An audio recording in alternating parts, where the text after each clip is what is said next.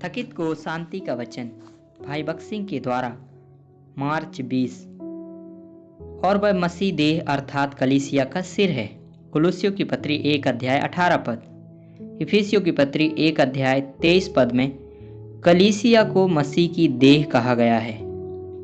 जिन लोगों ने प्रभु यीशु मसीह का जीवन प्राप्त नहीं किया है उन्हें उनके शरीर के सदस्य कहलाने का कोई अधिकार नहीं है। उदाहरण के लिए एक कृत्रिम पैर वाले व्यक्ति को लें। यह एक बहुत अच्छा पैर हो सकता है और आदमी को बहुत अच्छे से चलने में मदद कर सकता है, फिर भी यह उसके शरीर का अंग नहीं है। इसे कई बेल्ट, नट और पट्टियों के साथ अपनी स्थान में ठीक कसना पड़ता है, अन्यथा यह कहीं गिर सकता है।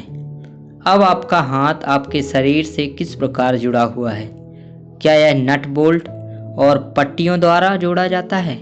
नहीं।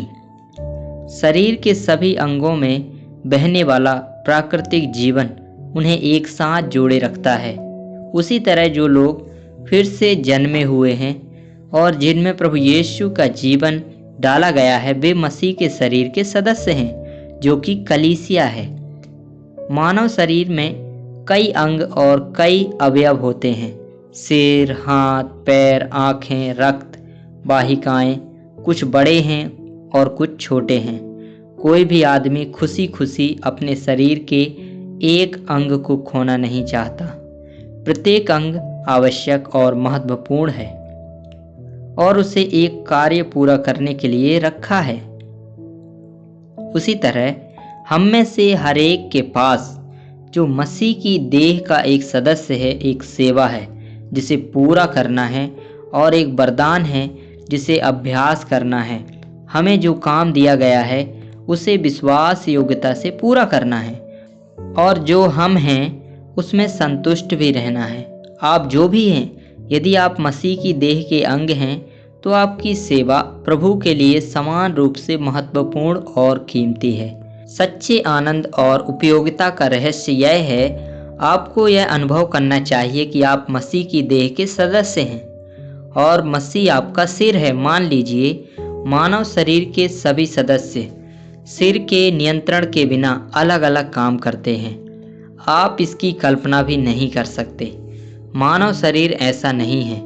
सभी अंग सिर के द्वारा शासित होते हैं और वे एकता में कार्य करते हैं। उसी तरह कलीसिया के सदस्यों को सिर अर्थात मसीह द्वारा नियंत्रित किया जाना है, तभी आपके पास जीवित कलीसिया हो सकती है। यदि एक सभा या कलीसिया में परमेश्वर की परिपूर्णता को देखना है तो यह आवश्यक है कि प्रत्येक सदस्य व्यक्तिगत रूप से और कलीसिया एक संपूर्ण रूप में मसीह को सिर के रूप में स्वीकार करे। ऐसा करने में विफल रहने के कारण कई सभाओं का कोई जीवन नहीं है। लोग अधर्मी मनुष्यों द्वारा शासित होते हैं और नेता व्यक्तिगत स्वार्थ से शासित होते हैं। नतीजा यह होता है कि उनमें पार्टियां, कलह और झगड़े होते हैं।